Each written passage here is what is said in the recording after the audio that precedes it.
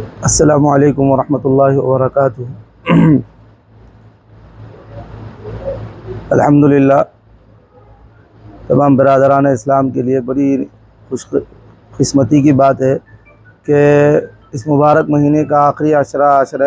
اخیرہ خلاصی من النار کا شروع ہو چکا ہے، اور الحمدللہ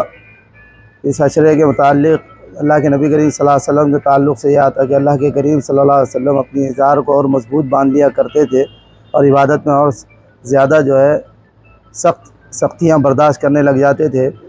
مزید برآں یہ ہے کہ اس آخری عشرے کا اعتکاف جو ہے، اعتکاف سنت مؤکدہ الفایہ ہے۔ اس آخری عشرے میں شب قدر کی تلاش کے لیے اعتکاف کا کرنا انتہائی ضروری ہے۔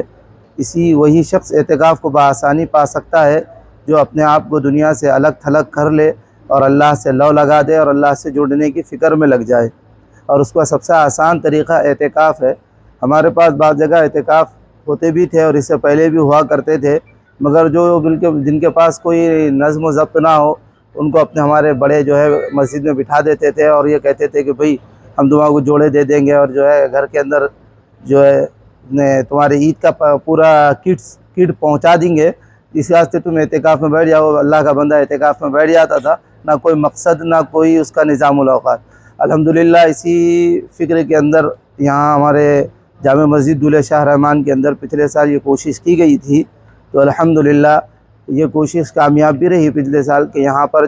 اجتماعی طور پر اعتکاف کا نظم کیا گیا۔ اب اس میں اجتماعی طور پر اعتکاف کا نظم کرنے کی خاص وجہ یہ ہے کہ اس کے اندر کسی ایک اللہ والے کی یا کسی ایک نگران کی نگرانی میں، جس نے دنیا اور دین سے پوری طرح واقف ہے، اس کی نگرانی میں کچھ ایسے اعمال ان 10 دنوں میں کیے جائیں جس سے شب قدر کی تلاش بھی پوری ہو جائے، اور ایک اعتکاف کا جو مقصد ہے کہ دنیا سے کٹ چھٹ کر اللہ سے جڑنا اور ہم اللہ سے بھی جڑ جائیں، اس مقصد کو لے کر اس پروگرام کو شروع کیا گیا تھا الحمدللہ۔ اور اس میں خاص اس بات کا خیال رکھا گیا کہ کوئی لچھے دار تقریر نہ ہو اور ادھر ادھر کی دوسری باتیں نہ ہوں، بلکہ کوشش یہ کی گئی کہ باتیں وہی جو آسانی سے سمجھ میں آ جائے اللہ والوں کے ذریعے سے، اور کیونکہ اللہ نے خود قرآن میں کہا کہ اتقوا فراست المؤمن فإنہ ينظر بنور اللہ، کہ مومن اللہ کے فراست سے دیکھتا ہے۔ مومن کی فراست وہ اللہ کا نور ہوتی ہے، اور اللہ کے نور سے جو دیکھتا ہے، ہم تو بارہا کہتے ہیں، ہمارے پاس بہت ہی مثل مشہور ہے، آسان زبان میں ہم یہ کہتے ہیں کہ بچے کو نظر لگ گئی، اس کو نظر لگ گئی، اس کو نظر لگ گئی۔ العین حق، کہ نظر کا لگنا حق ہے۔ ہم کو بھی بڑے اللہ والوں کے پاس اور اس لیے بیٹھنا چاہیے تاکہ ان کی نظر لگ جائے۔ اب ان کی نظر لگے گی تو انشاءاللہ ہماری دنیا بھی بدل جائے گی اور ہمارا دین بھی سنور جائے گا۔ اسی لیے اس بات کی کوشش کی گئی الحمدللہ۔ اس سال بھی یہاں پر مکمل طور پر جامع مسجد دولہ شاہ رحمان شہید کے اندر اجتماعی اعتکاف کا نظم کیا گیا، جس کے اندر الحمدللہ ساری ذمہ داری ہر طرح سے کھانے پینے کی اور معتکفین کی ہر طرح سے اکرام کی پوری ذمہ داری محلے والوں نے اٹھا بھی رکھی ہے، اور الحمدللہ کسی قدر پوری بھی ہو رہی ہے وہ الحمدللہ۔ اس میں اسی لیے ہم نے صرف اجتماعی کام دو قسم کے رکھے ہیں، باقی سارا انفرادی، کیونکہ اصل تو اعتکاف انفرادیت کا ہے، لیکن انفرادیت اگر خالی ہو، اس میں کوئی علم نہ ہو، تو وہ تنہائی پھر بربادی بن جاتی ہے۔ اگر آدمی کو جب عشق ہوتا ہے تو آدمی تنہائی پسند ہوتا ہے، لیکن اگر وہ عشق مجازی ہے، کسی صورت کے لیے ہے، تو وہ صورت ملنے تک اس کا عشق رہتا ہے، بعد میں وہ بربادی کی طرف لے جاتا ہے۔ لیکن اگر عشق تنہائی کی طرف لے جا رہا ہے اور وہ تنہائی ہم کو کام میں لانا ہے، تو اس کے لیے ضروری ہے کہ کسی ایسے شخص کے ساتھ میں ہم لوگ اپنی باتیں شیئر کریں جو ہماری تنہائی کو واقعتاً اللہ کے ساتھ میں اس کو محفل میں تبدیل کر سکے۔ تو یہ تنہائی اسی لیے اختیار کی گئی، اس میں انفرادیت کو زیادہ زور دیا گیا۔ صرف 2 مجلسیں ہم نے رکھی ہیں جو حضرت کی، جس میں پند و نصائح ہوں گے۔ اس میں سب سے پہلے سحر ہوگی، سحر کے بعد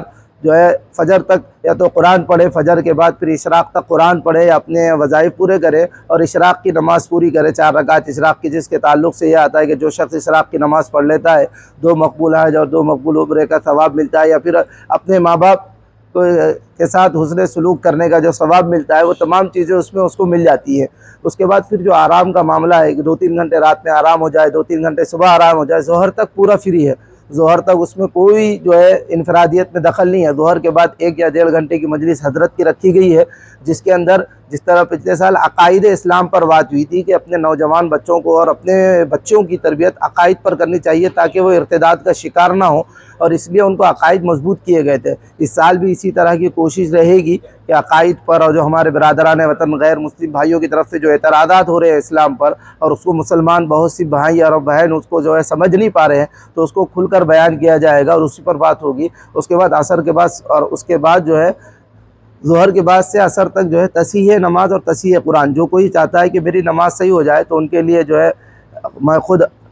یہاں پر موجود رہوں گا، دوسرے علماء اکرام رہیں گے جو سنت کے مطابق ان کی ظاہری نماز بھی مکمل کریں گے اور وظائف نماز بھی، جس کی کیونکہ حدیث میں آتا ہے جس کی نماز صحیح ہوگی سارا دین صحیح ہوگا۔ کل قیامت میں پوچھے جانے والا سب سے پہلا سوال جو ہوگا وہ نماز کے تعلق سے ہوگا، اسی لیے نماز کے اوپر فکر ہے۔ اس کے بعد اللہ جو ہے قرآن کے تعلق سے بھی ہمارا تھوڑا سا اللہ کا کلام ہے، یہ کلام اللہ ہے، اسی لیے ہم کو قرآن پڑھنا آنا چاہیے، خاص طور سے تجوید کے ساتھ۔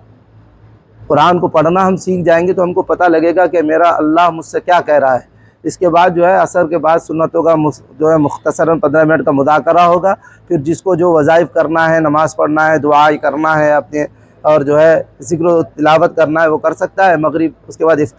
افطار کے بعد پھر جو ہے نماز ہوگی، نماز کے بعد جو ہے اوابین پڑھے جائیں گے، 6 رکعت نماز پڑھنا ہے، کیونکہ حدیث میں آتا ہے کہ جو شخص 6 رکعت اوابین کی نماز پڑھتا ہے 12 سال کی عبادت کا ثواب اس کے حصے میں آ جاتا ہے۔ اس کے بعد کھانے کا نظم ہے، پھر تراویح کی تیاری ہے۔ تراویح کے بعد جو ہے پھر حضرت کی مجلس رکھی گئی ہے فوری،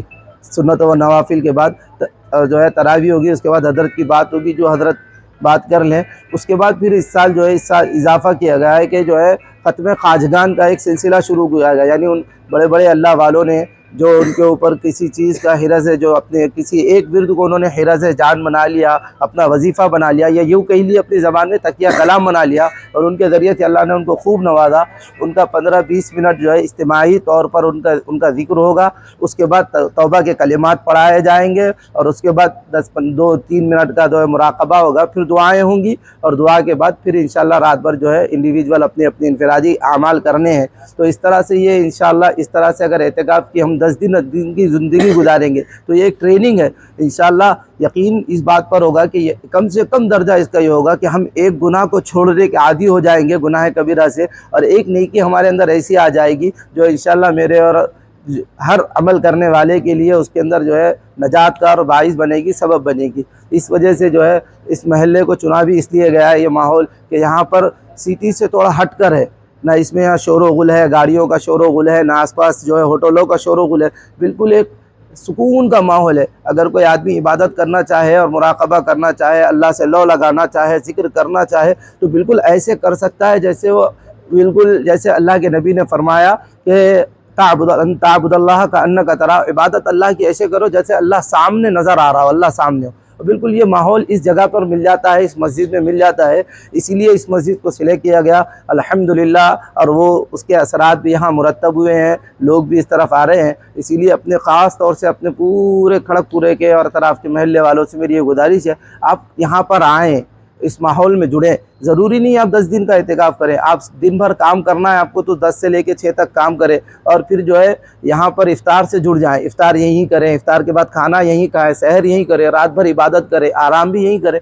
یہیں سے آپ کام پر جائیں، یا جس کے پاس جتنا وقت ہے وہ اتنے وقت کے لیے یہاں پر آئے، اور اس نیت سے آئے کہ انشاءاللہ میں اپنے آپ کو سدھارنے کی نیت سے جا رہا ہوں، یہ میرے اللہ کا گھر ہے، اور انشاءاللہ یہاں سے مجھے کچھ نہ کچھ روحانیت بھی ملے گی، اور انشاءاللہ میرے اندر وہ کیفیت پیدا ہوگی جو اللہ کو منظور ہے، اور پھر میں ویسا بن جاؤں گا جیسا میرا اللہ مجھے پسند کرتا ہے۔ تو انشاءاللہ میری پورے تمام لوگوں سے درخواست ہے کہ جس طرح بھی ہو کچھ نہ کچھ شیڈول بنائیے، 1 دن کا، 2 دن کا، 3 دن کا، اور آخر تک کے یہاں پر رہنے کی کوشش کیجیے۔ اللہ تعالیٰ سے دعا ہے اللہ تعالیٰ کا نسبت سے زیادہ ہم سب کو اس پر عمل کرنے کی توفیق نصیب فرمائے، اور اس سے محبت ہم کو نصیب فرمائے، سنتوں سے محبت نصیب فرمائے، کرنے والوں کی ہمت افزائی اللہ خود فرمائے، اور جو خدمت کر رہے ہیں اللہ ان کو خوب جزائے خیر نصیب فرمائے، اور جو اہل خیرات اس کی طرف اپنی جو ہے نظر کرم کر رہے ہیں اللہ ان کو خوب مال میں، ان کی جان میں، ان کی عزت میں، آبرو میں خود